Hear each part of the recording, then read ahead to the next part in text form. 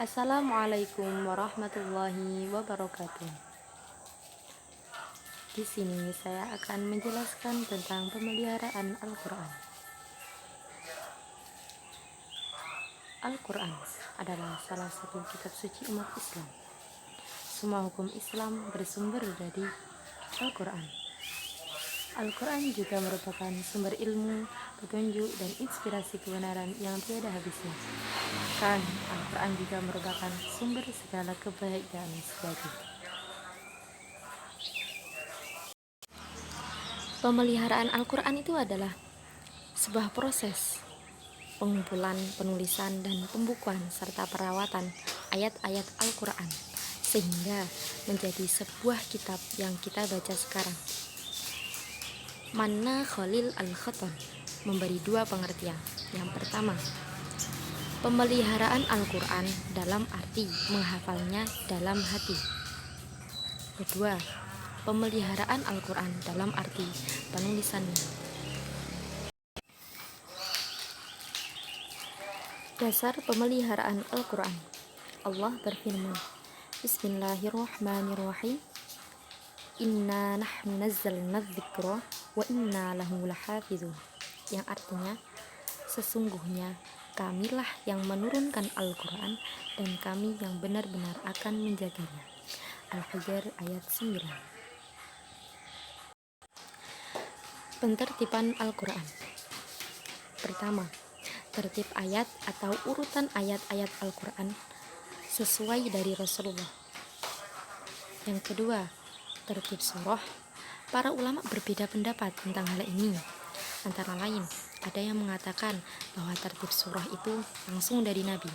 Dan ada juga yang mengatakan tertib surah itu berdasarkan ijtihad para sahabat. Dan pendapat lain juga mengatakan bahwa surah itu tertibnya taufiqi dan sebagian lainnya berdasarkan dari ijtihad para sahabat.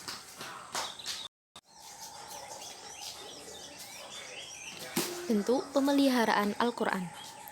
Bentuk pemeliharaan Al-Quran berupa pengumpulan dan pemeliharaan Al-Quran.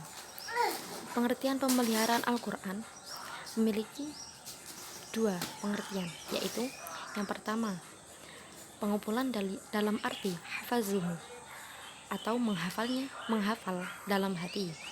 Yang kedua, pengumpulan dalam arti kitabuhu kullihi atau penulisan Al-Quran semuanya, termasuk surah yang dijadikan dalam satu mushaf.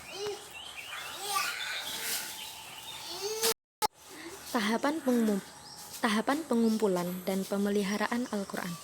Pertama, pengumpulan dan pemeliharaan Al-Quran pada zaman Rasulullah.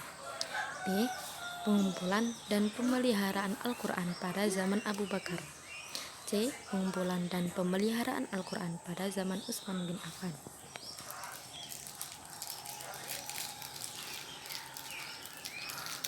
Pengumpulan dan pemeliharaan Al-Quran pada zaman Rasulullah.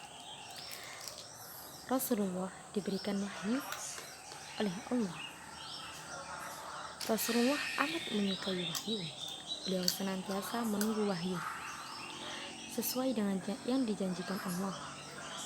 Inna alaina jam'ahu wa qur'anahu, yang artinya sesungguhnya atas tanggungan kamilah mengumpulkannya di dadamu dan pembacaannya. Al-Qiyamah ayat 17. Oleh karena itu, Rasulullah menjadi seorang hafidz pertama, orang yang menghafalkan Al-Quran yang pertama. Upaya Rasulullah dalam menjaga kemurnian Al-Quran. 1. Nabi menghafal ayat-ayat itu dan menyampaikannya kepada para sahabat yang kemudian juga menghafalnya sesuai dengan yang disampaikan Nabi.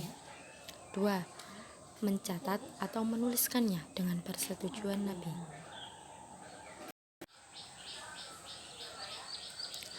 Qori atau penghafal Al-Quran pada zaman Rasulullah. Yang pertama, keempat Khulafa Ar-Rasyidin. 2.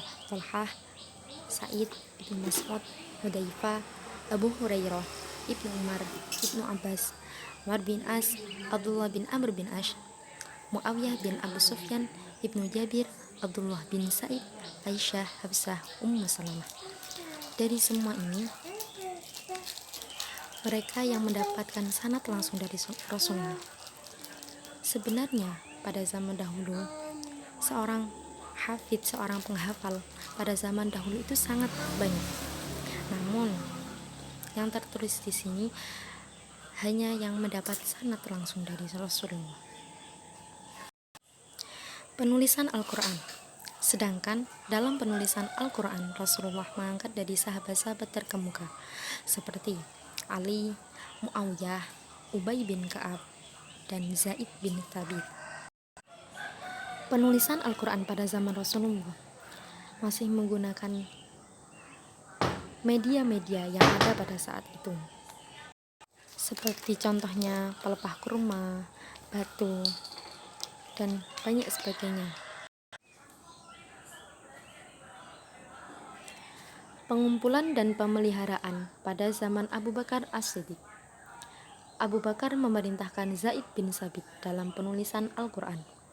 Kemudian Zaid bin Sabit memulai tugasnya yang berat ini dengan bersandar pada hafalan yang ada dalam hati para qurra dan catatan yang ada pada para penulis.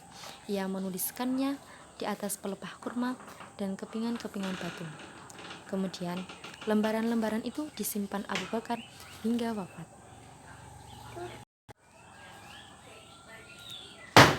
Pengumpulan dan pemeliharaan Al-Quran pada zaman Utsman bin Affan. Pada waktu itu, para sahabat sangat mengkhawatirkan jika terjadi perbedaan cara membaca Al-Quran, maka akan timbul penyimpangan dan perubahan. Lalu, mereka bersepakat untuk menyalin lembaran-lembaran Al-Quran. Kemudian, Utsman mengirimkan utusan kepada Hafsah untuk meminjamkan mushaf Abu Bakar yang ada padanya, dan Hafsah pun mengirimkan lembaran barang itu kepadanya. 3 orang Quraisy yang dipanggil Utsman bin Affan untuk menyalin lembaran Al-Quran. Yang pertama, Zaid bin Sabit. Kedua, Abdullah bin Az-Zubair. 3. Sa'id bin As. Tugas panitia pembukuan. Tugas panitia ini ialah membukukan Al-Quran, yakni menyalin lembaran-lembaran yang telah dikumpulkan pada masa Abu Bakar menjadi beberapa mushaf.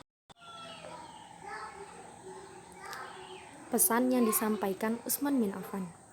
Dalam pelaksanaan tugas ini, Utsman menasihatkan supaya 1. Mengambil pedoman kepada bacaan mereka yang hafal Al-Quran. 2. Kalau ada pertikaian antara mereka mengenai bacaan, maka diturunkan menurut dialek mereka.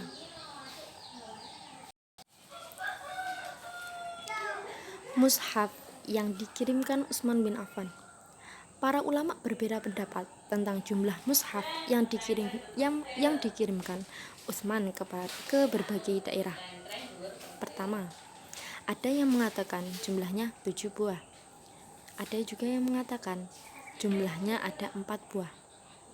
Ada juga yang mengatakan bahwa jumlahnya ada 5 mushaf.